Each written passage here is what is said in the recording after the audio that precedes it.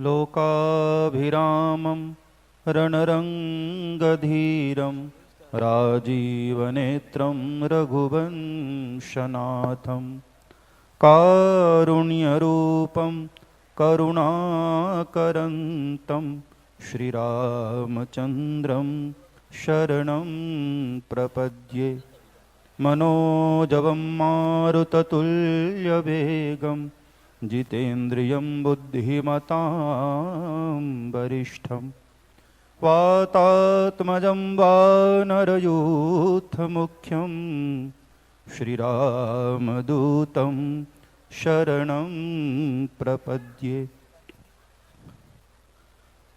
मंच पर विराजमान हमारे जगत गुरु श्री शंकराचार्य जी महाराज, श्री वासुदेवानंद जी महाराज और हमारे अखाड़ा परिषद के अध्यक्ष पूजनीय श्री रविंद्रपुरी जी महाराज और अन्य सभी महापुरुष, आचार्य चरण, संत महापुरुष सभी के चरणों में वंदन करते हुए आज ये बहुत ही पावन दिवस है जब हम सभी संस्थान के साधक 106वीं जयंती परम वितरागी ऐसे महापुरुष महर्षि महेश योगी जी का जयंती हम लोग यहाँ से मना रहे हैं।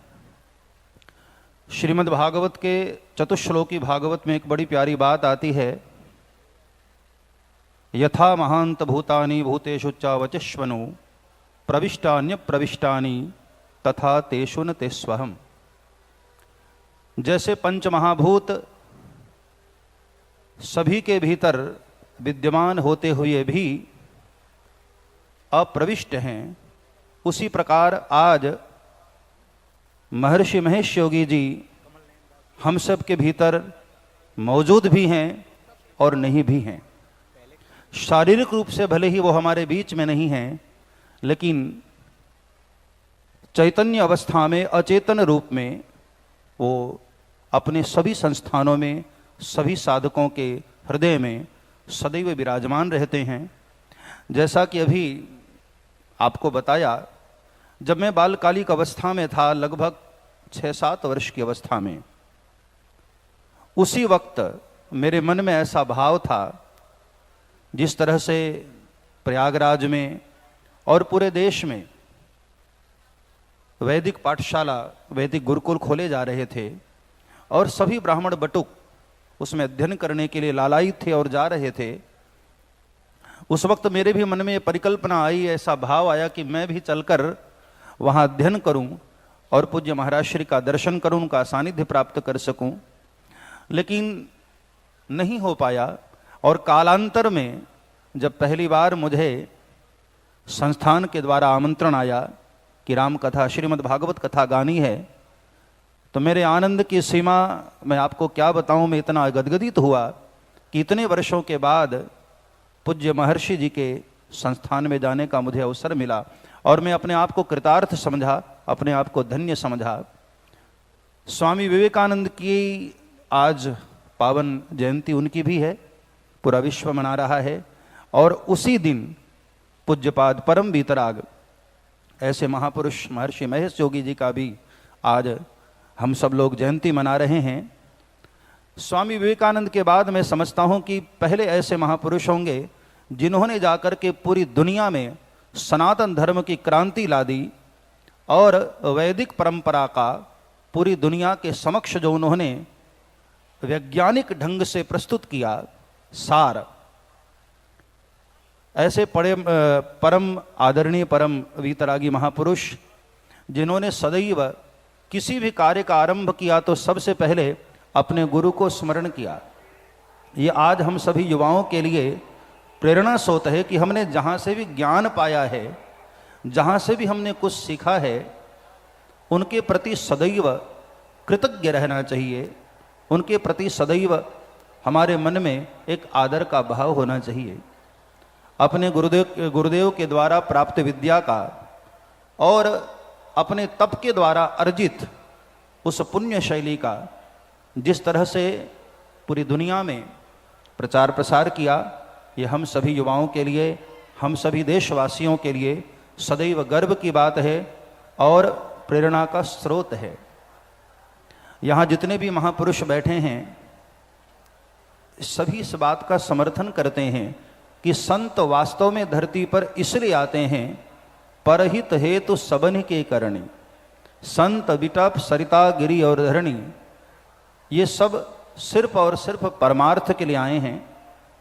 और हमारे पूज्यपाद महर्षि जी इस बात के सबसे बड़े आदर्श रहे कि पूरी दुनिया में वो कहीं भी रहे, उन्होंने सदैव भारत के लिए सोचा, भारत के लिए चिंतन किया और भारत के लिए सदैव समर्पित रहे। पूरी दुनिया की यात्रा करने के बाद जब भारत में उन्होंने प्रवेश किया तो यहाँ की वैदिक परंपरा को, सनातन धर्म को किस प्रकार पूरी दुनिया के समक्ष और विस्तृत रूप से लेकर के जाया जाए, इसलिए यहाँ के ब्राह्मण बटुकों को उन्होंने अध्ययन से जोड़ा, वेदाध्ययन से जोड़ा। और वेद की जो अन्य शाखाएं हैं, आयुर्वेद है, ज्योतिष है, इन सभी विधाओं का उन्होंने विस्तृत रूप से प्रचार प्रसार किया, जगह जगह केंद्र स्थापित किया और पूरी दुनिया में यहाँ के ब्राह्मण बटुकों को, यहाँ के विद्यार्थियों को मंत्रोच्चार के साथ पूरी दुनिया में उन्होंने यहाँ से भेजा। ये सारा का सारा जो भी पूज्यपाद महर्षि जी का कार्यशैली रही है, ये हम सभी के लिए आदर्श है। दुनिया में हम कहीं भी रहें, जैसे पूज्यपाद महर्षि जी हॉलैंड में भी निवास किए तो गंगा जल से बना हुआ भोजन ही सदैव स्वीकार करते रहे और गंगा जल का पान करते रहे। दुनिया के किसी भी कोने में रहे, माँ गंगा के प्रति उनकी असीम श्रद्धा रही, असीम प्रेम रहा गंगा माँ के प्रति, और उन्होंने सदैव गंगा मैया के लिए अपने श्रद्धा को अपने भीतर संजोए रखा। हम सभी दुनिया के किसी भी देश में जाएं तो हमारे भारत के लिए हमारी श्रद्धा इसी प्रकार रहनी चाहिए। ये उन्होंने अपनी इस कार्यशैली से हम लोगों को शिक्षा दी। ऐसे बहुत सारे अनेकों कार्य पूज्यपाद महर्षि जी ने किया जो हम सब के लिए सदैव और सदैव अविस्मरणीय रहेगा। और मैंने आरंभ में ही कहा कि वो प्रवेश होते हुए भी नहीं प्रवेश हैं और नहीं प्रवेश होते हुए भी हम सब के भीतर प्रवेश हैं। उनके सानिध्य में, उनके संस्थानों में रहने वाले हम सभी विद्यार्थी, साधक, भक्तगण जो भी जिस भाव से उनके साथ जुड़े हैं सदैव आनंदित होते रहेंगे। वयम अमृतस्य पुत्राः, जो वेदों ने कहा, उपनिषदों ने कहा कि हम सभी अमृत की संतानें हैं। पूज्यपाद परम वीतरागी महापुरुष पूज्यपाद महर्षि जी ने सदैव इस बात का समर्थन किया कि हम सभी आनंद स्वरूप हैं। चिदानंद रूपः शिवोहम शिवोहम, हम लोगों का स्वरूप आनंद स्वरूप है।